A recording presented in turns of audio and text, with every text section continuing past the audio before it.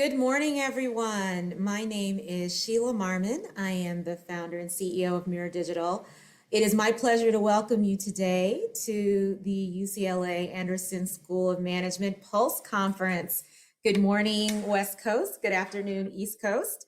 We are really excited to be having a conversation with the Center for Management of Enterprise and Media, Entertainment, and Sports today, affectionately known as MEMS.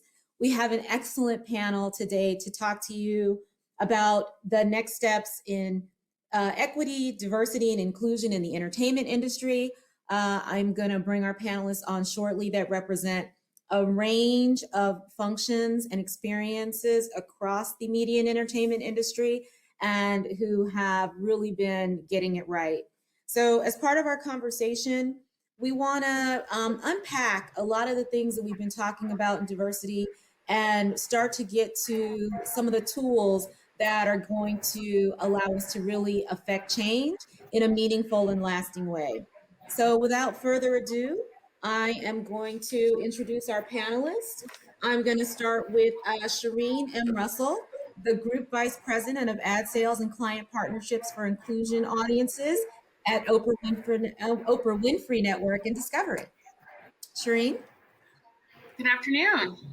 Hi, Sheila. Thank you for having me here. I'm delighted to be here today and looking forward to this lively conversation around inclusion and belonging and how that shows up for each of us from our respective coasts. I'm responsible for client partnerships and an alignment to help brands, national brands and marketers leverage our access to our audiences, primarily Black women, and have meaningful engagement that's purposeful and meant to have social impact and drive demand.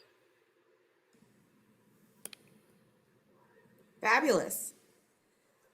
So next up, we have Corey Shepardson, the Vice President in Finance and Accounting at Hello Sunshine. Corey, could you tell us a little bit about yourself and your role? Sure. Yes, I'm VP Finance and Accounting at Hello Sunshine. We're a company that's centered around female authorship, female storytelling, and really empowering that voice across all of our platforms. We produce feature films, television shows, unscripted series, and we're also the home for Reese's Book Club, where we select books each and every month that highlight our mission, which is changing the narrative for women. I love it. And then last but not least, we have Andrea, who's the Director of Diversity and Outreach at Warner. Thank you for having me, everyone. Good day. Hope that you guys are excited about this conversation because I surely am. I am responsible for identifying diverse talent and pipelining that back into the company so that our hiring managers can be presented diverse slates. So this is really specifically for like director and below in the company and across the entire company. So when I say WarnerMedia, I'm speaking of WB, HBO, Turner Sports, CNN, DC Entertainment, WB Games, Bleacher Report. So just a suite of amazing brands under the WarnerMedia umbrella. Fabulous. Well, one thing I wanted to point out is you can see we've got representation across sales and marketing. We've got representation across human resources as well as finance and accounting. And I think one thing I wanted to point out is that it takes all of us in the boat together to make diversity, equity, and inclusion work across our organization. So I look forward to hearing your unique perspectives rooted in your specific functions and how you collaborate across your organization. So let's dive in and start talking about talent. The first part of getting diversity, equity, inclusion correct is getting folks in the door. So how are we getting talent in the door? Is there really a pipeline problem? Everyone's like, we can't find them. We can't find them. What do you guys say to that? Can anyone jump in? Well, I'll jump in first.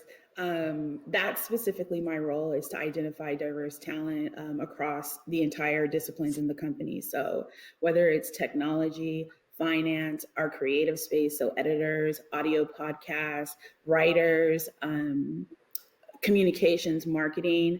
We are out there looking for diverse talent, and we partner with organizations that help us kind of identify specific demographics. So, for example, one that I'll throw out there is Afrotech. You know, we're looking for more Black and Latinx technology people. So we'll partner with organizations that really tap into those demographics.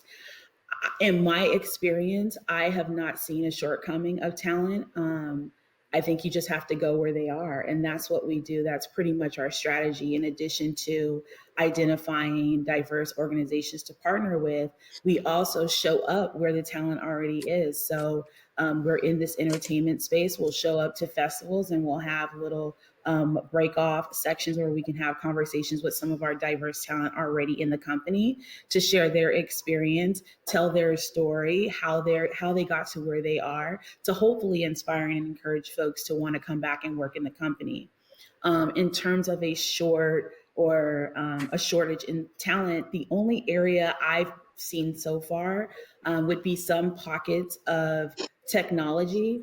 And so what we're doing is we're going out to schools that have folks in those specific spaces, and we're encouraging them to look into roles like data science or data analytics, where we may see a short pool of resources in that space, especially as it relates to Latinx and Black talent. So for the most part, I would say we see talent everywhere, but there are segments where there is a shortage. And in those cases, we do like to partner with schools and community organizations to increase interest in that area. So hopefully in the future, we have a fuller pipeline. Great. I love that. Go where they are. Sheereen or Corey? And I would simply say for my unique lane as it relates to advertising, sales, and marketing, it's not necessarily the question of the shortage, which also often comes up. It's really about employers being incredibly disruptive to a system and a culture that has really leveraged nepotism to create the pipeline for opportunities in my perspective lane. And I've been in my career for close to 20 years now, and the numbers of people who look like me, as well as just representation as it relates to non-white sellers, marketing leaders, and those who are in places sort of helping to procure opportunities for different brands in my space of traditional television and digital media remains slim. And it's simply because many people continue to call upon those that they know or leverage existing relationships for the purposes truly of transacting when it comes to sort of getting value points with, I'm bringing on Susie's daughter as an assistant in our role because Susie's dad is or Susie is a big client of ours, if you will. And so we've had to become collectively smarter and more thoughtful about being disruptive to that system and being radically smart and sound and helping to immerse young Black people, young brown people into what it means to be in advertising sales, what it means to be a part of our marketing culture, and how to secure opportunities to grow within this industry. So the pipeline has included, creating entry-level opportunities with HBCUs, but not only HBCUs as well. We're looking at, multiple campuses for opportunities to find inclusion candidates. But then beyond that, it's also looking at middle management and other industries and saying, would you like to be a part of this industry and learning and helping those prospects become familiar with our industry and the nuances and the culture of selling, quite frankly. But I think collectively as an industry, as media and marketing and entertaining, when it comes to this role, we could absolutely do better, and not enough is being done in this particular realm. Yes, Yeah, I would I'm in your echo- realm and I agree. Corey, please tell us Yeah, no, what's going on I in would echo finance.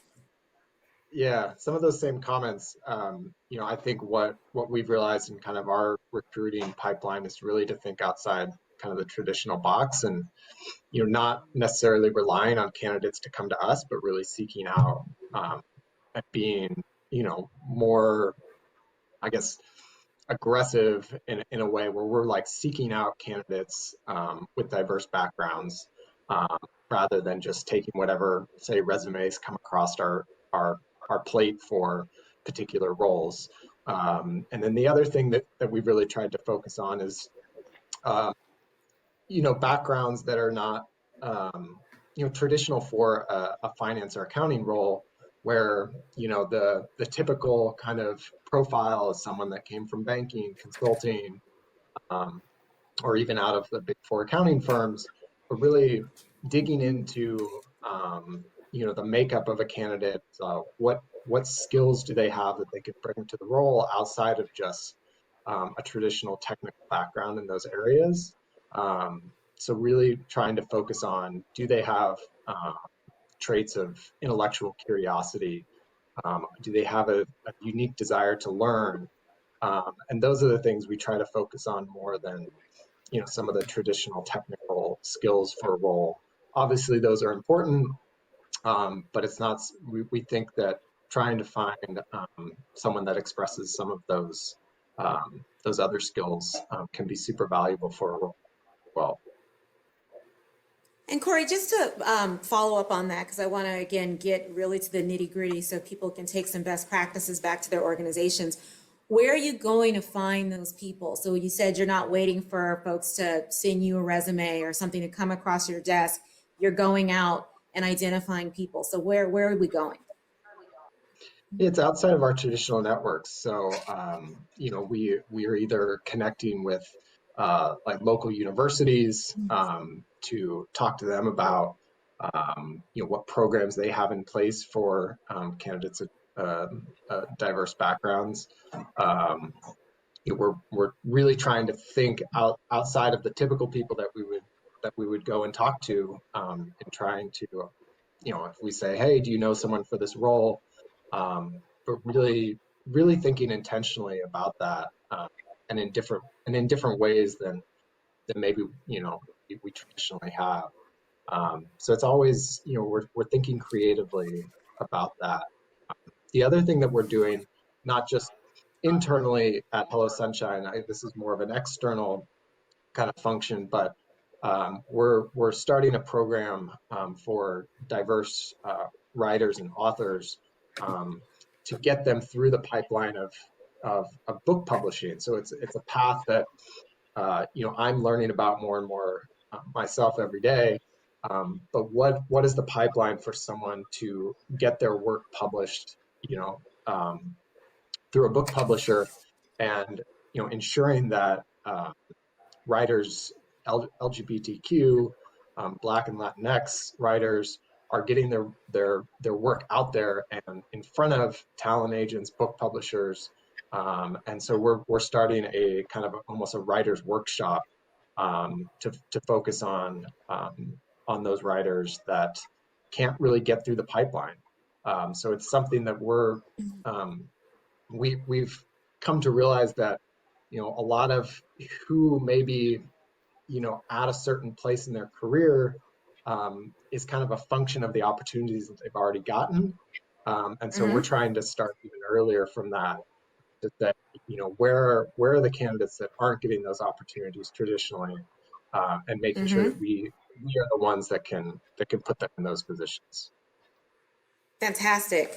So around talent, I heard three things that I just want to recap. We're going to partner with community organizations. We're going to partner with media partners that know where these different communities reside so that they can help us navigate.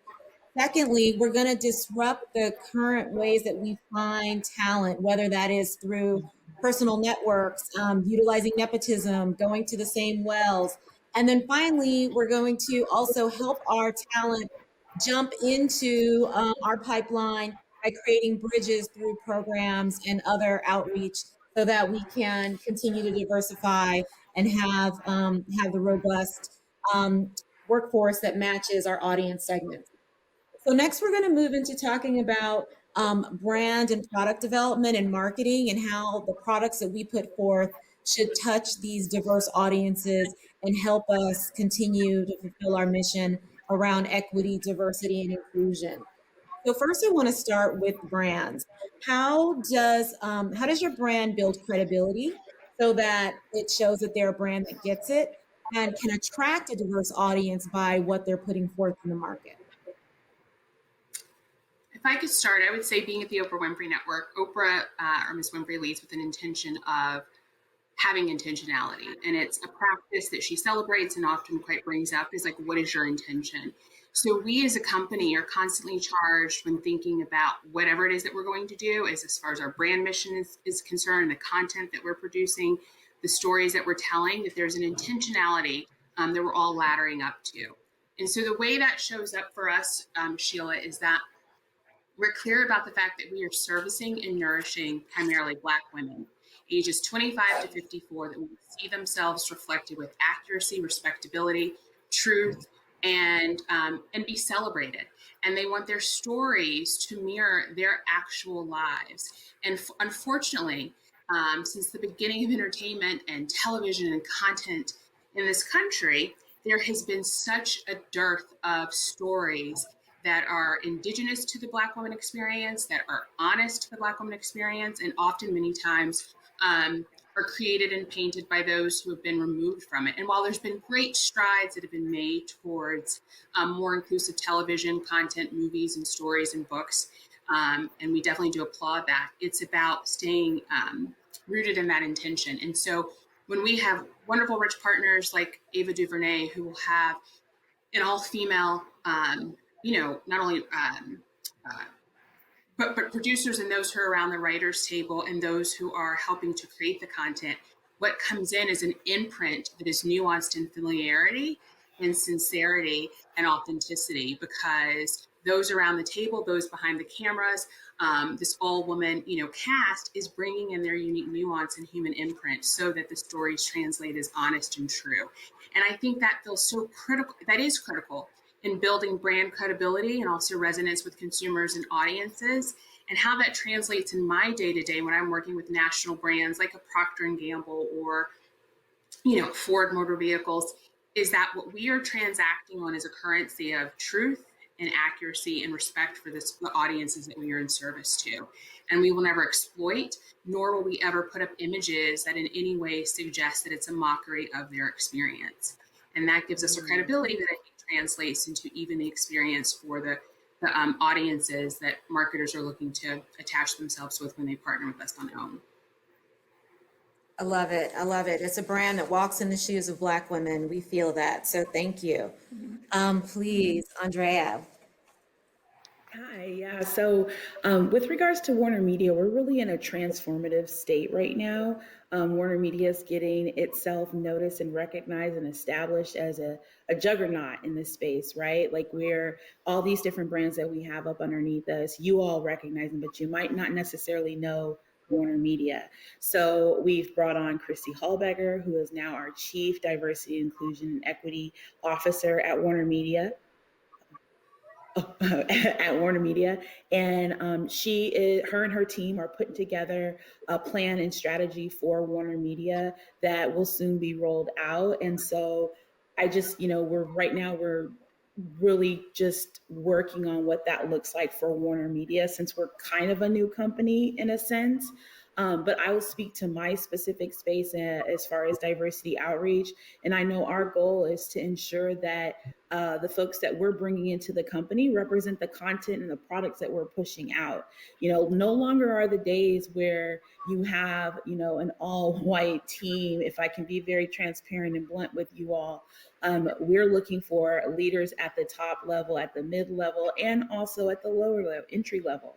Our whole focus now is shape your story here. That's our theme. Everyone has a story, and we want them to come to the table and share their story with us. And that also brings different experiences, different talent. It's no longer cookie cutter. It's no longer descriptive biases. It's no longer that unconscious bias. We are disrupting that space, and we're welcoming all to share their story in the finance space, in the technology space, in the communication space, as well as the creative space, in front of and in back of the camera. So that's the work that we're doing to really allow folks to shape their story here, because that's what we're pushing out. If you have I like to look at it this way. When you're telling a story on the big screen, right? You're not telling a story to one person, one type of person. Your story may reach a number of people, right? So why doesn't your company look like that? Why isn't your company reflective of the stories and products that you're pushing out and selling? You want that green money from them, right? So why aren't they in your company helping you produce that, right? And I mean, if you think about even from, I don't know if you've all heard this story, but the hand, when you wash your hands, like in restaurants, you know how you put your hands underneath the faucet and it's automatic, water automatically comes out.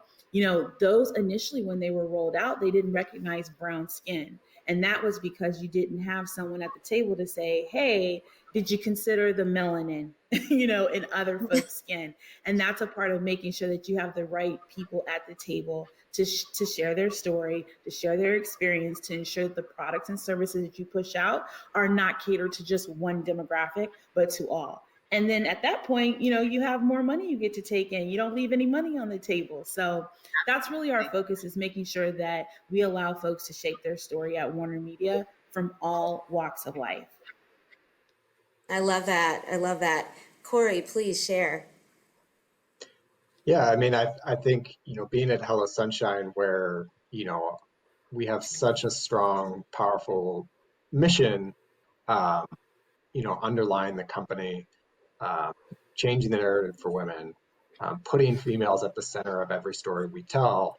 Uh, it really kind of is, you know, our our, our voice in that way is some way fully baked, but it ultimately comes back to authenticity, and the way we create that is some of the points that Sheereen was making around, you know, making sure that you have the appropriate voices telling those stories and telling them from an authentic standpoint.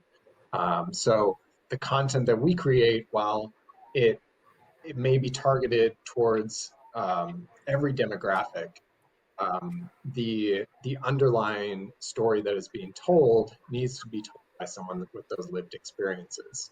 So our writers' rooms are um, made up of uh, a bunch of diverse writers, women, men, Black, Latinx, LGBTQ. We want to have that, reflected in the content that we're putting forward, um, on the content side. And then, on our book picks, we also try to reflect that as well, and making sure that we are well represented through the books that we're selecting for Reese's Book Club.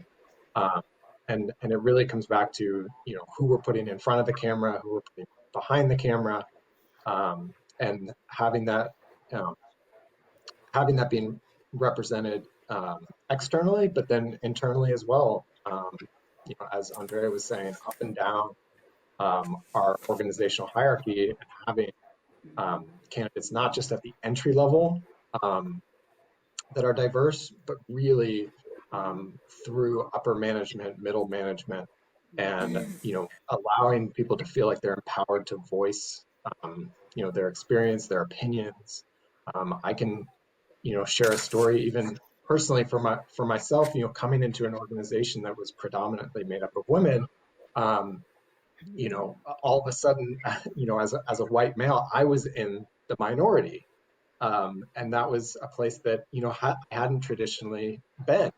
And so it was important, for me to feel valued, and I think the culture at Hello Sunshine really reflected that, where I was being asked for my opinion on certain matters. We developed and published a book called Fair Play, that was all around gender inequities in the household, and how women tend to shoulder the burden of invisible labor in the home, and all the unpaid labor that goes with running a household.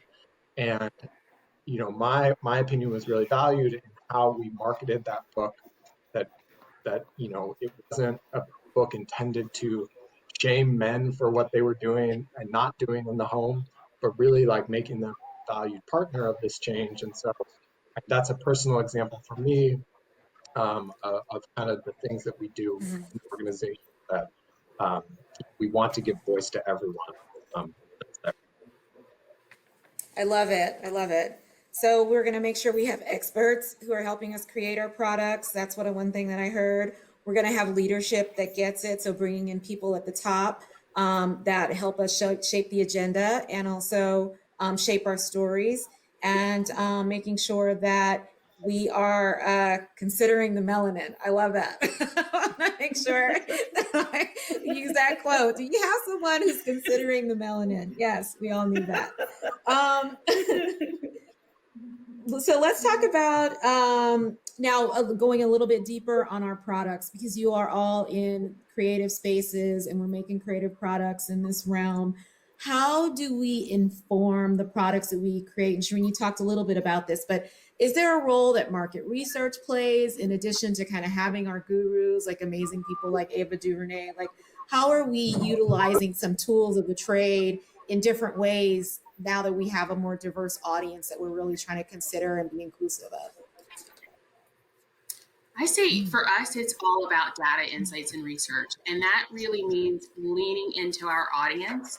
The thing that own is see yourself in the story, see yourself in the content. But the only way we can be reflective is if we really understand. And so coming off of 2020, a year where our audience was radically and disproportionately impacted by COVID, the social and racial injustices and the trauma of seeing that constant imprint of what was happening with Breonna Taylor, in addition to Ahmaud Arbery and George Floyd, and the countless others, but that repeat reminder of your lives do not matter as much being something that was on her psyche, something that she was dealing and navigating through, on top of just all of the disparities and loss that she was experiencing as it relates to COVID, as well as what it looked like for her to work from home or not have the luxury of working from home. So rather than just serve up the same stories that we typically had. And speaking of like a great creator and storyteller like Ava DuVernay, who said we must halt on Queen Sugar, which is one of our most celebrated and beloved stories for our audiences,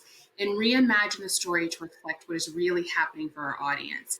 And so, and highly invested in script and plans were changed and meant to be honestly reflective and authentic to the experiences of our audiences. And so as we premiered last night's episode, what you see is that it's really leaning into the moments that were happening for our audience. And so I just double click on the idea that we must listen, we must hear, and we must be reflective.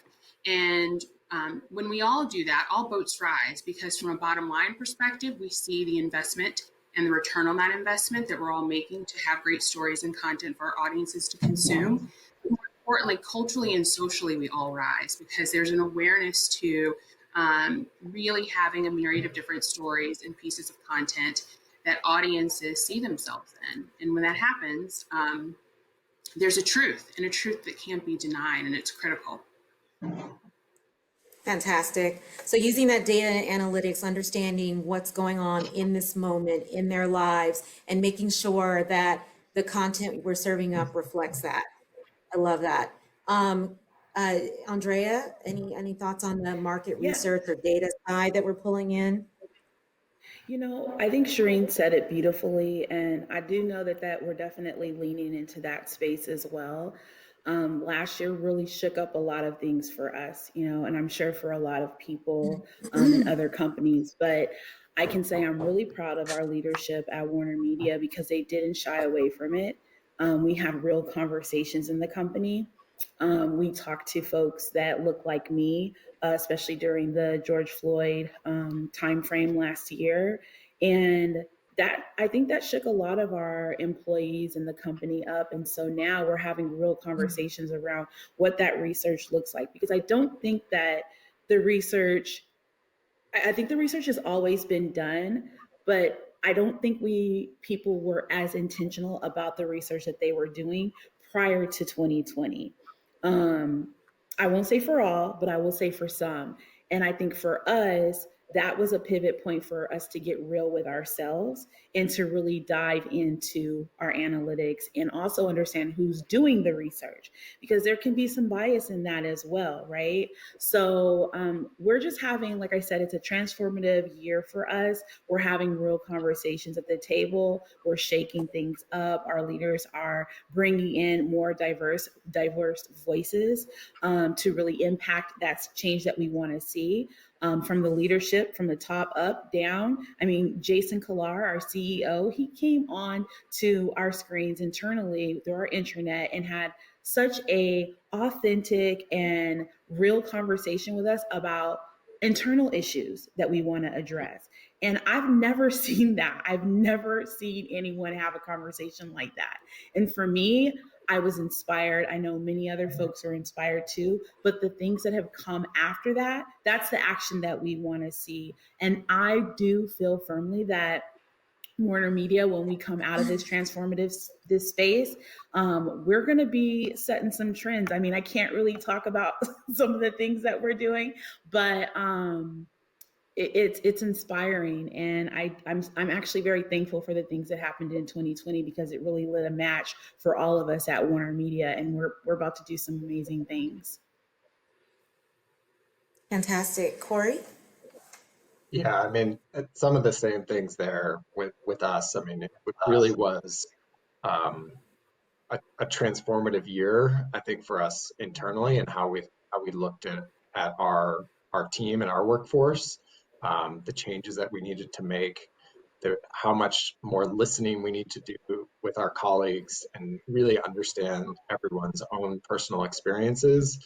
And I think even just the impact of COVID and the pandemic has really opened up, like, everyone's personal lives, that you weren't connected to, naturally, when we were all in one space and in one office setting. And now I think what we've all really realized through this is that everyone is going through different struggles, and everyone has a different experience with the pandemic, whether you're a couple with kids, or you're a couple with kids that are in school and you're having to homeschool, or you're a single person at home and you're lonely.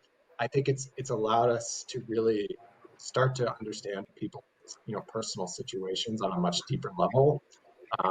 And one of the things coming out of last summer was that focus on connecting and with your colleagues, and gaining more empathy and listening more intentionally, and really turning that into action, and not just talking about it, but actually executing and taking actionable items um, to the forefront. And so that it was a big focus for us internally in that way. And then I think externally, just with market research and through the pandemic, when I talked about the book Fair Play, and highlighting invisible labor that women tend to shoulder, the pandemic has highlighted that even more. And like, the statistics on how many women have dropped It's out of the amazing. workforce is remarkable, and it's really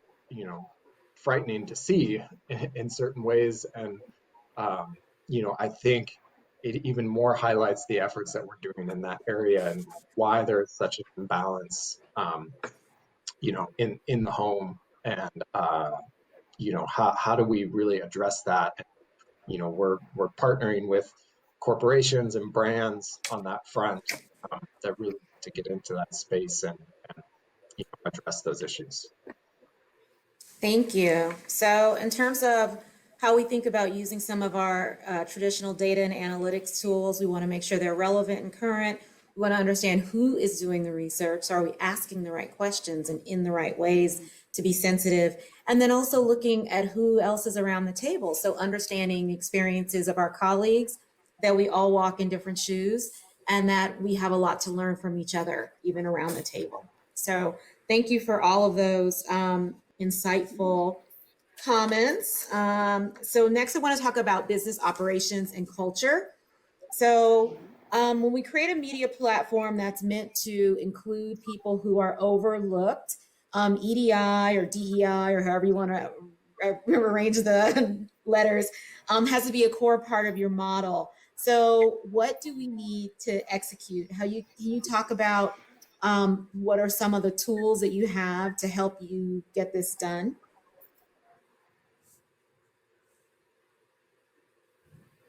And anyone can dive in. Well, I will say one thing that we've done that's been really critical and helpful, and led by our president, Tina Perry at OWN, specifically, and we're part of Discovery, so there's unique cultural implications in both places, as Discovery is home to Food Network and HGTV and several other brands like Discovery. At OWN, what's been unique has been, for the first time ever, I've been part of a company and an organization where the president is a Black woman, our CEO is a Black woman, our head of marketing happens to be a Black woman, our head of business and legal affairs happens to be a Black woman, and I'm serving as a Black woman in a sales and marketing capacity, and that is quite rare. And I realize how incredibly rewarding it is, but also how I have gone for nearly 2 decades in my career not seeing that.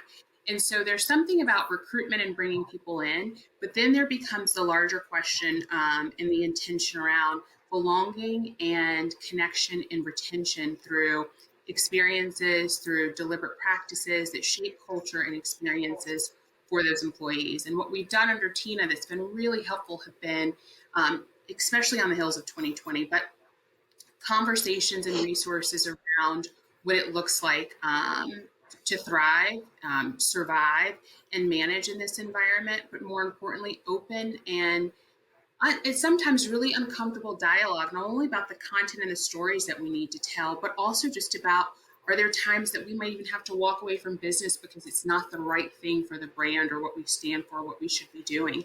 And what does that look like? And having the bravery to unpack all of those things. So I think the best way to answer your question, Sheila, is to say, I think from the top down, there has to be a culture set around open dialogue and conversation that allows people to come and feel like they can truly be themselves at work, see themselves at work. You know, Corey, hearing you talk about the need for inclusion when you look around the table and you were, the only male, but there was a deliberate intent to make you feel a part of the conversation, though that you have thought equity that's critical to the success. I think that's so crucial for every level, especially millennials that are coming into the workforce, because I do believe there's a lot of richness there, and oftentimes, it's paramount that we make sure that they're part of the conversation and feel like there's much they can contribute. So that's also part of the ownership and the belonging to help set the culture for the purposes of productivity. And then again, seeing other people who look like yourself at the table, I think also helps for that sense of belonging and ownership and participation to help the business thrive. Okay. That's a long-winded. So, sorry. No, that's helpful. So just to make sure I'm crystallizing this. So now that EDI is a core part of our business model, we need to see people at the top to help create this culture of belonging and actually have open dialogue so that people can bring their full selves to work and feel like this is a space for them. Is that what I'm hearing? retention. Okay, awesome. Mm-hmm. And what was that last word? For retention purposes. It's one thing to get someone in the door, but how are you? Mm-hmm. Yes, absolutely. Please, Andrea, tell us your thoughts. Yeah. That's really interesting too, when I think about how do you retain them, right? Like I focus on getting them in the door, but I can tell you that's always a concern in the back of my head. Like we do all this work on the front end to bring this talent in the door. What are we going to do as a company to ensure we keep them here? We keep them happy. They feel like they're in a space where they have a voice, and they contribute and their voice is welcome. That's not really so much my area.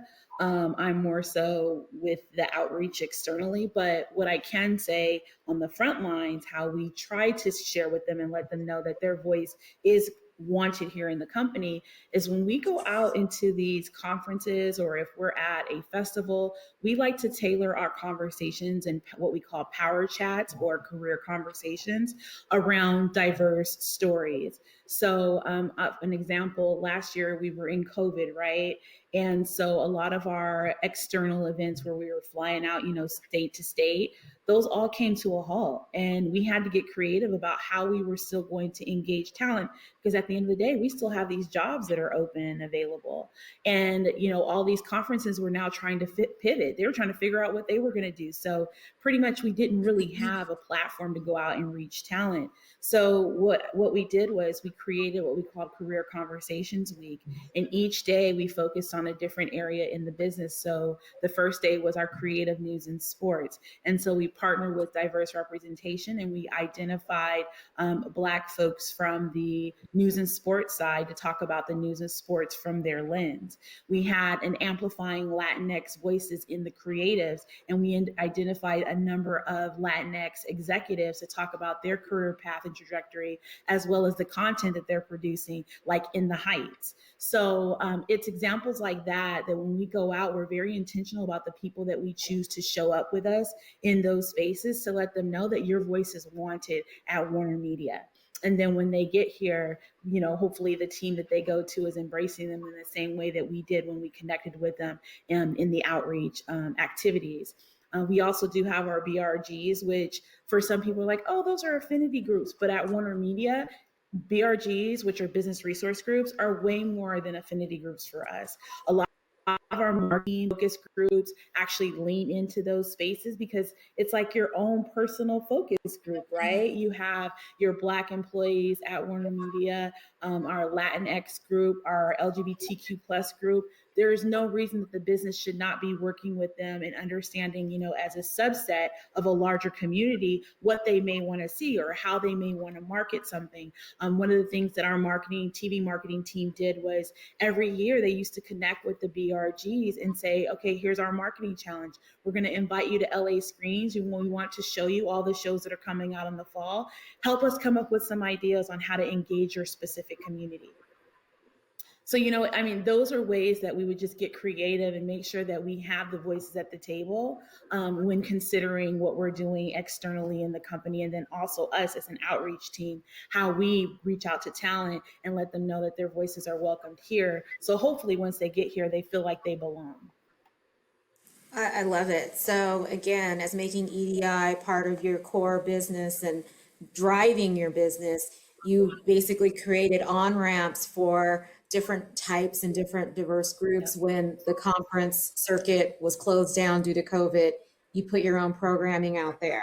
And then you're utilizing your strategic employee resource groups to do more than just bring people together, but to really offer up information and resources to drive the business. Exactly. I love it. I love it. Can you please share, Corey, what some of the things you're doing at Hello Sunshine?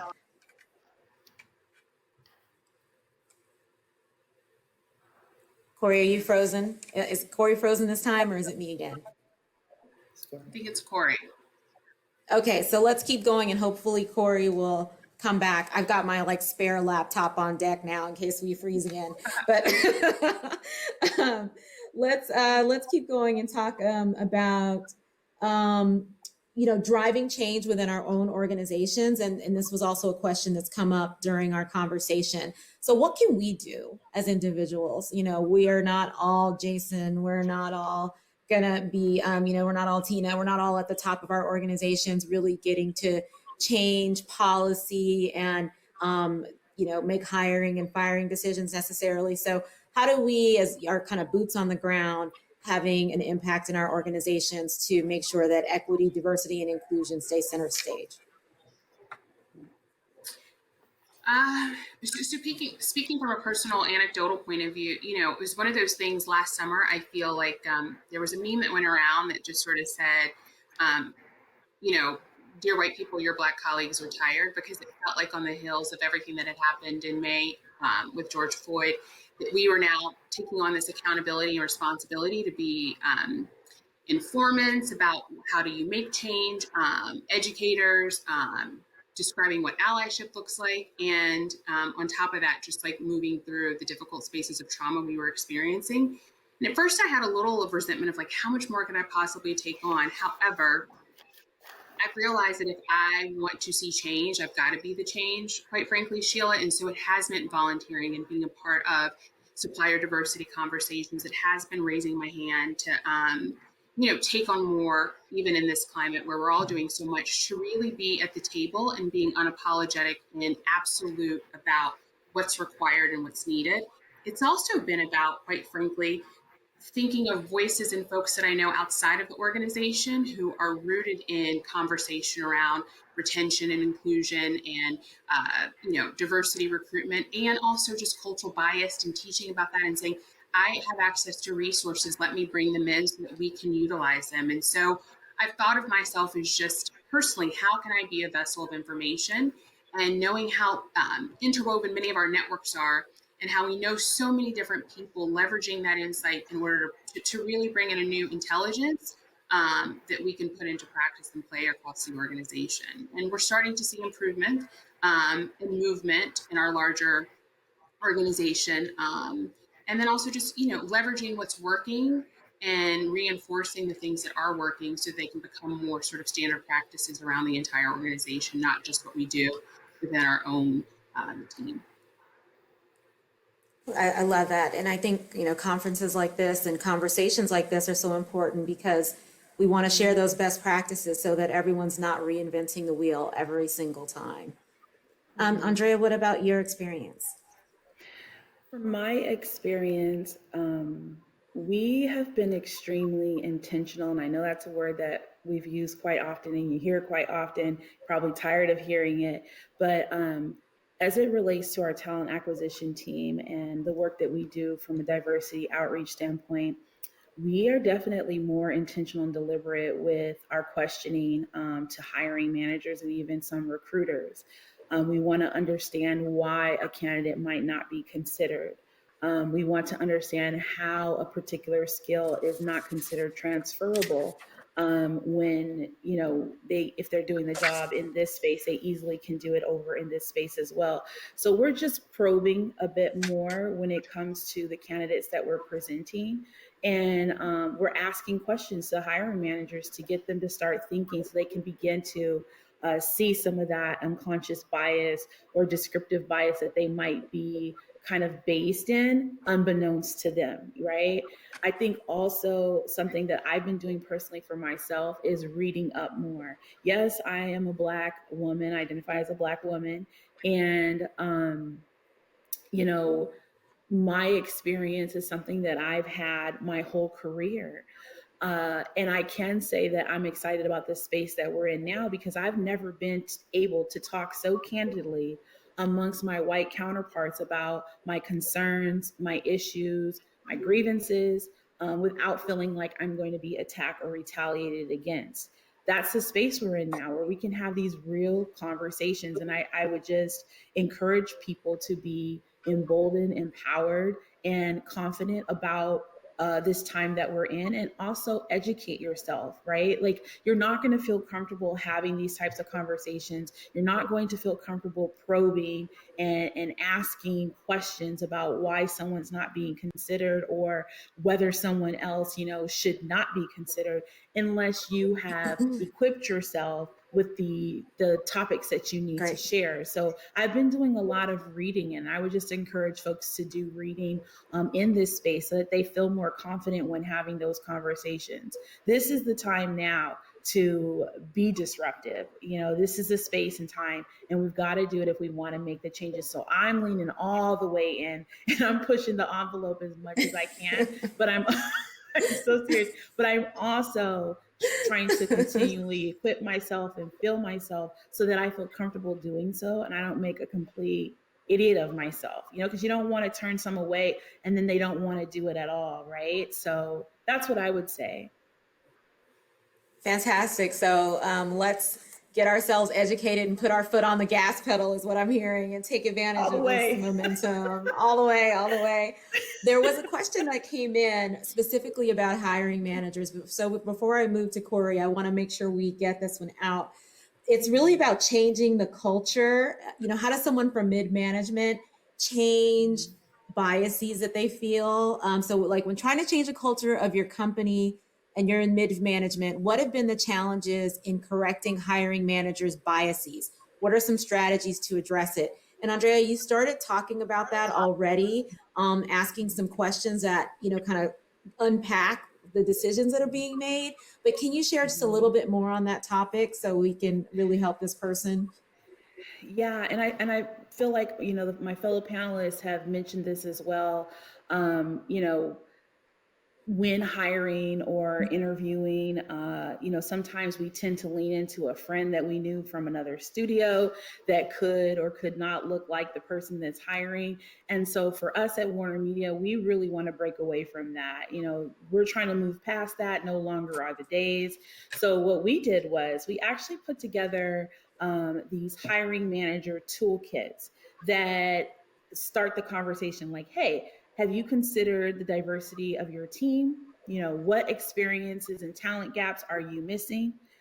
Can that come from someone, from a different industry, a different background, to kind of start those conversations to let them know we're not going down that route. We're not hiring Susie.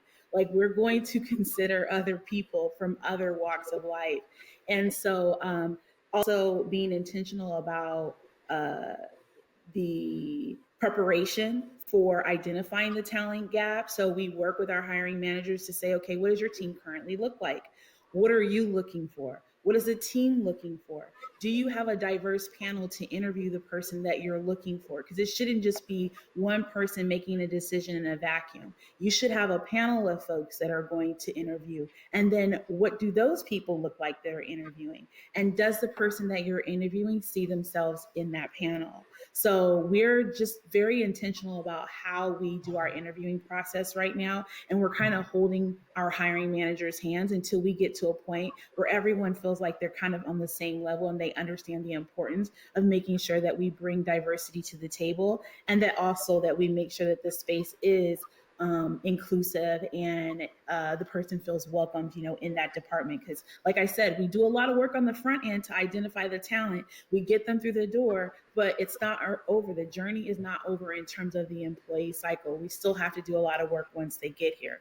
But those are some of the things that we've done. We've created those hiring toolkits for the hiring manager. We've started the conversations with them early on to ask them, what does your team currently look like? What are you missing on your team? And then also having a diverse panel to do interviewing so you can hear multiple voices about a potential candidate that would be a good fit for the department versus having one person pick a contributor for a team ultimately.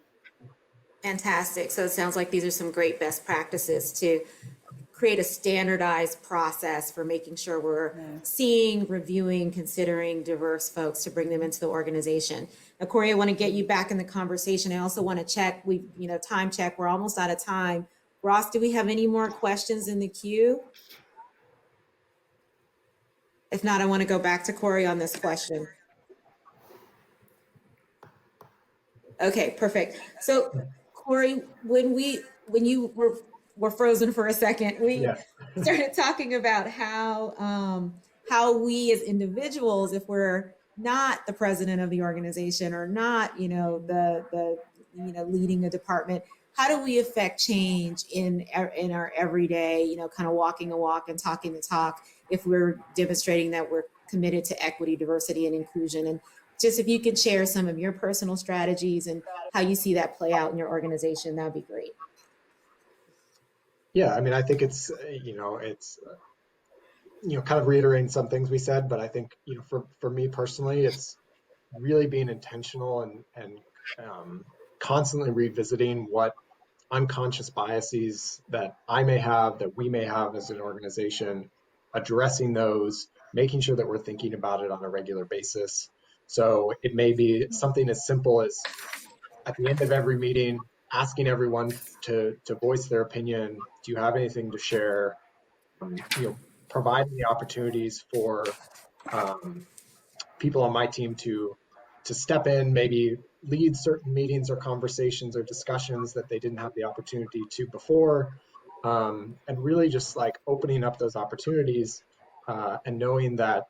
And then, but I think the second step of that is one to have their voices be heard and for them to be raised, and it's another to actually like take action and follow through on whatever commitments that you're making in that situation.